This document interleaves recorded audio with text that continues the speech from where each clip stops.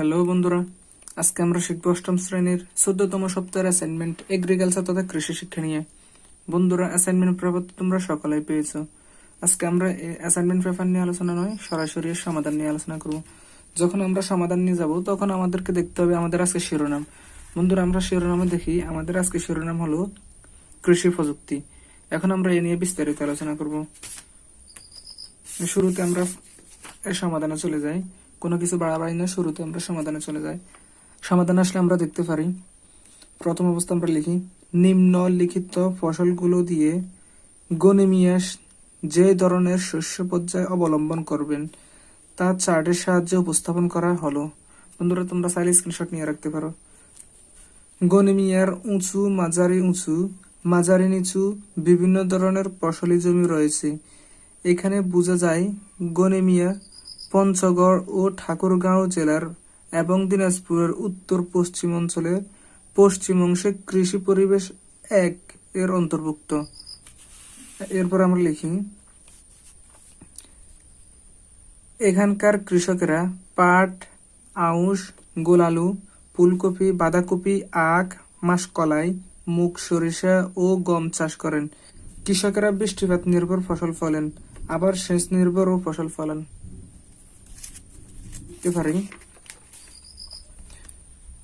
গনিমিয়া রবি, খরিফ 1 ও খরিফ 2 মৌসুমী ভিত্তিক পাট, আউশ, গোল আলু, ফুলকপি, বাঁধাকপি, আখ, মাসকলাই, মুগ, সরিষা ও গম ইত্যাদি ফসল ফলাবেন।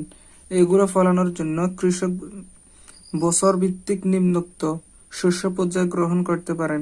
এখন আমরা কিছু উদাহরণ দিয়েছি। এখানে দেখেন, প্রথম বছর তারা ফলন করে প্রথম বছরের প্রথম খণ্ড, এটা একটু খেয়াল রাখবেন। রবি, আউশ, খরিফ 1 পাট, খরিফ 2 পতিত। এরপর দ্বিতীয় খণ্ডে আমরা দেখতে পারি রবি সরিষা, ফুলকপি, খরিফ 1 মুগ, খরিফ 2 আখ। এরপর আমরা লিখি তৃতীয় খণ্ড, রবি গোল আলু, বাঁধাকপি, খরিফ 2 মাসকলাই, খরিফ 2 গম।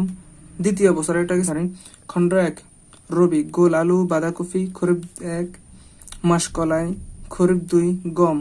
এখন দ্বিতীয় খণ্ডে আছে রবি সরিষা, ফুলকপি, খরিফ 1 গম, খরিফ 2 আখ। তৃতীয় খণ্ডে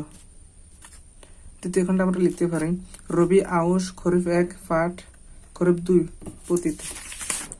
এরপর আমরা লিখি, শস্য পর্যায় ক্রমে দেখা যায় যে প্রথম বছরে যেভাবে ফলন উৎপাদন শুরু হয়েছিল, দ্বিতীয় বছরে আবার সেইভাবে শেষ হচ্ছে।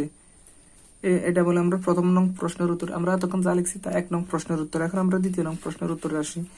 দ্বিতীয় নং প্রশ্নের উত্তর হচ্ছে, শস্য পর্যায় একটি উন্নত কৃষি প্রযুক্তি। এর দ্বারা মাটির স্বাস্থ্য ভালো থাকে, ফসল ভালো হয়, অধিক ফলন হয়। এরপরে রোগ ও পোকামাকড় কম হয় এবং সারের কার্যকারিতা ভালো হয়। প্রযুক্তি হিসেবে শস্য পর্যায়ের ব্যবহার সব দেশের প্রচলিত।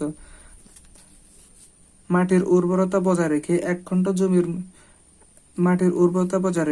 খণ্ড জমিতে শস্য ঋতুর বিভিন্ন সময়ে ভিন্ন ভিন্ন ফসল উৎপাদন করার নাম শস্য পর্যায়। এরপর আমরা লিখতে পারি অর্থাৎ একই জাতের ফসল একই জমিতে বারবার উৎপাদন না করে অন্য জাতের ফসল উৎপাদন করাই হচ্ছে শস্য পর্যায়। যেমন গভীর মূল ফসল উৎপাদনের পর গভীর মূল জাতীয় ফসলের আবাদ করা উচিত।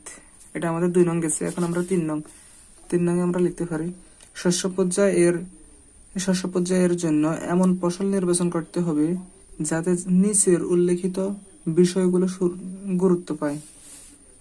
বিষয়গুলো দেখো এখানে আছে, তোমরা স্ক্রিনশট নিয়ে রাখতে পারো। পরপর একই ফসল চাষ না করা, একই শিকড় বিশিষ্ট ফসল চাষ না করা, ফসল পুষ্টি অনুযায়ী নির্বাচন করা, ফসলের তালিকা অন্তর্ভুক্ত করা, সবুজ সার যেমন দইঞ্চা চাষ করা, খাদ্য শস্য ও অর্থকরী ফসল চাষ করা। বন্ধুরা, এখন আমরা পরের অংশে যাই। 3 নং আমাদের শেষ। এখন 4 নং আমরা লিখতে পারি ভূমি উন্নয়নে শস্য পর্যায়ের ভূমিকা। শস্য পর্যায়ে একটি উন্নত কৃষি প্রযুক্তি। এর দ্বারা মাটির স্বাস্থ্য ভালো থাকে, ফসল ভালো হয়, অধিক ফলন হয়, পোকামাকড় ও রোগ বালাই কম হয়, সারের কার্যকারিতা ভালো হয়, মাটির উর্বরতা বজায় রেখে এক খণ্ড জমিতে শস্য ঋতুর বিভিন্ন সময় ভিন্ন ভিন্ন ফসল উৎপাদন করার নাম শস্য পর্যায়। এরপর আমরা লিখতে পারি